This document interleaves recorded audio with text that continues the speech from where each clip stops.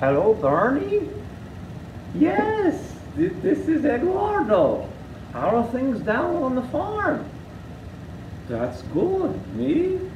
Well, I've been sewing so much charcoal drawing that my pencils are worn down to little nubbins. And I checked with the master charcoalers, and they're all out. Whatever will I do? Without pencils, there's no art. With no art, there's no art. Oh, sorry, art world. You are? Right this moment, you're making charcoal? Oh. Uh-huh. Uh-huh. You would give me some? That would, I can send the children down right away to get it. Oh, thank you so much. They'll be down. Bye-bye. Huh.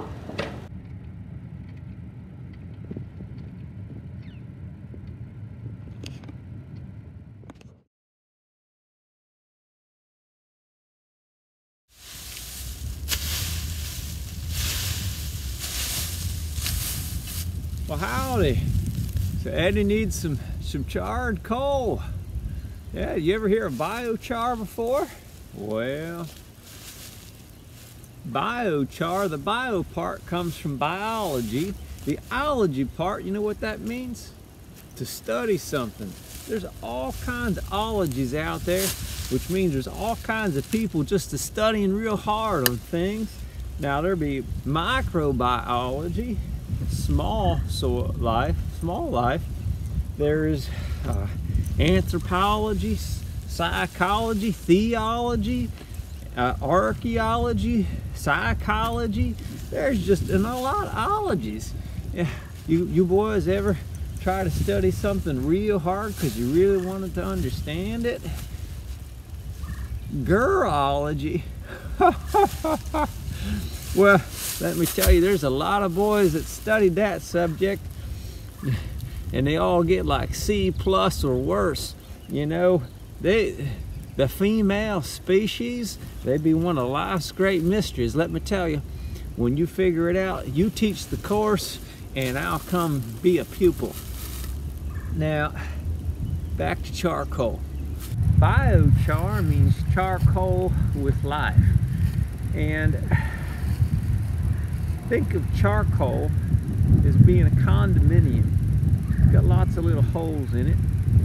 The soil life, the soil critters, they bring their U-Hauls and their luggage and they move into this charcoal after a while, and then it becomes the biochar because they moved in.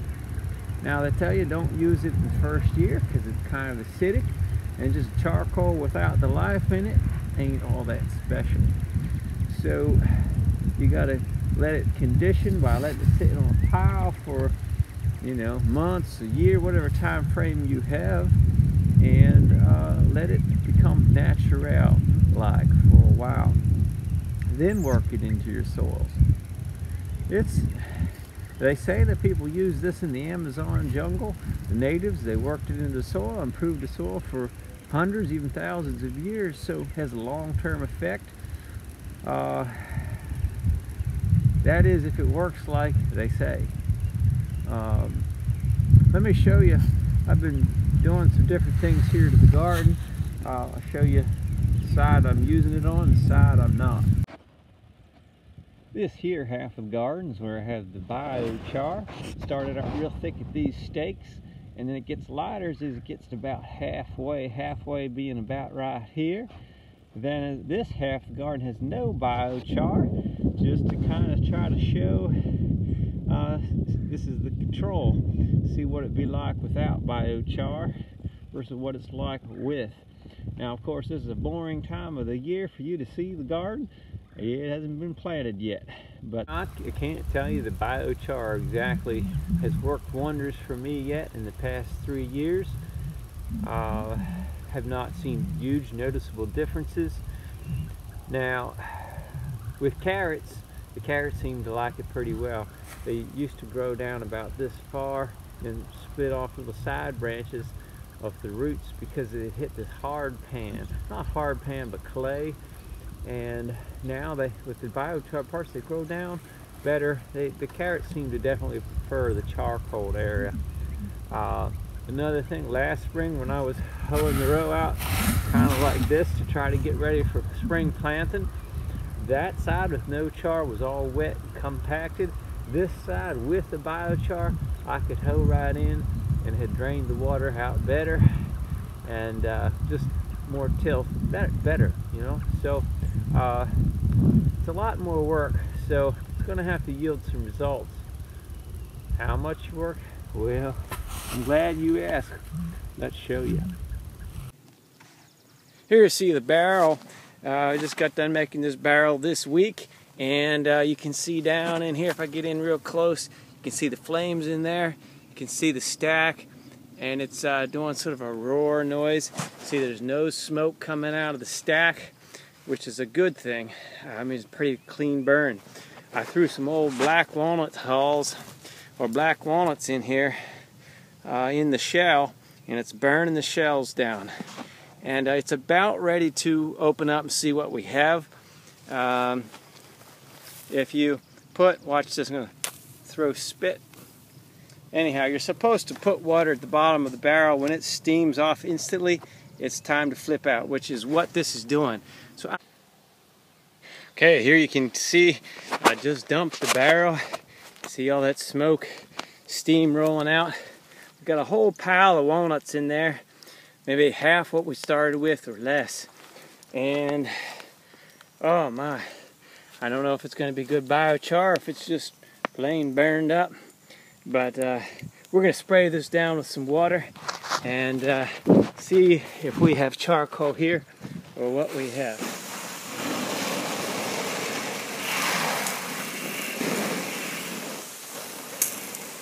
Just trying to get this real wet. I'm going to have to move it, stir it around so I can get some new wet areas. Okay, here we go. We have sprayed these down pretty good. Really drenched them out, spread them all out real nice and even. And we see that, I'll show you a little variation here. Here would be one that isn't burned at all. That one the fire didn't quite get to that. Now this one, you can see it's very light, and I can break it. You would just never break a uncharred walnut like that. You know, for example, take this one, squeeze, just can't begin to. Here's a really, there's some kind of cool, you can see the sort of looks like a metallic. Here's one, shows you the nut inside the shell, kind of looks like carbon or something. But right in here's the nut before it was burned. Here's another unburned one. But so we're just going to take this and gather it up in bags and run the car or truck over it until it's all crushed up. This is what the final product looks like. This is something that I had from last year, and I mixed horse manure in with this, and you can see it's nice and light. It really aerates the soil, holds water, at least initially. Don't know how long it retains it, but if you see like a weed in here, you're going to see real fine, loose soil, and you can see all the, I'll shake this off a little bit, see all the nice little roots, little root particles on there.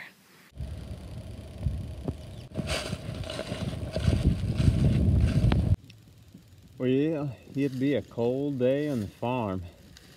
I decided to start another round of biochar, and well, it was going along pretty good.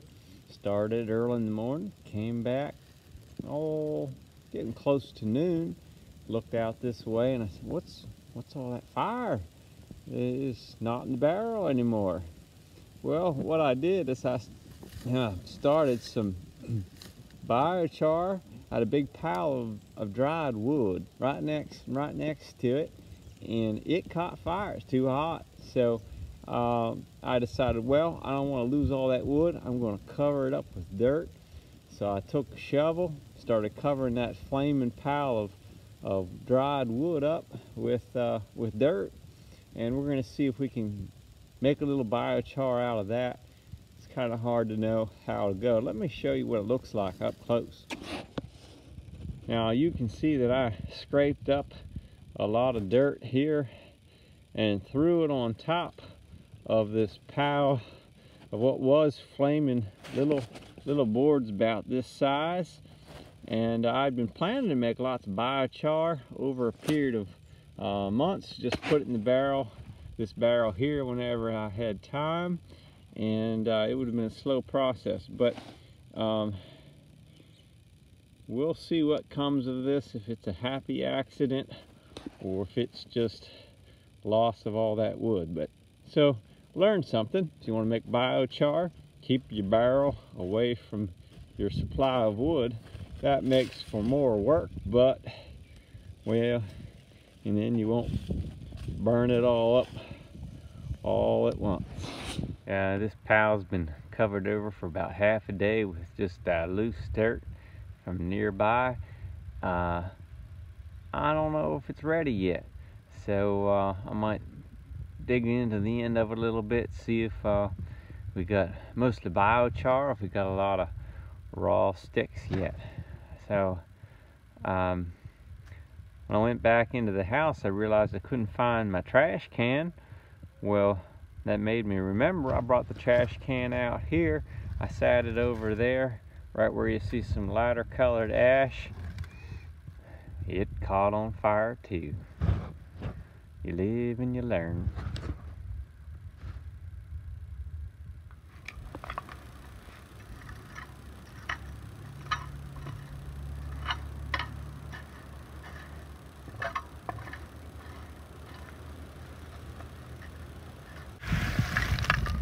Looks like charcoal to me.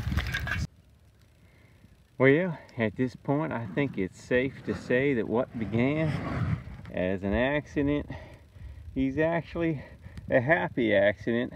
I got more biochar here, easier than any other methods I've tried. The pit method, the barrel method, and just happens to work better than digging a pit.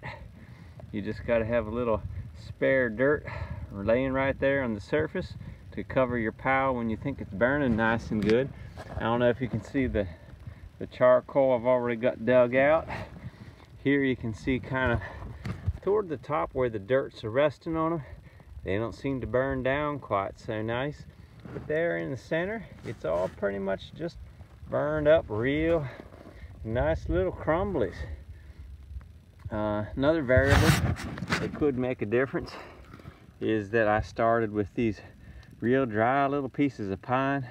I don't know if that's any different than working with a big old hunk of oak in log form.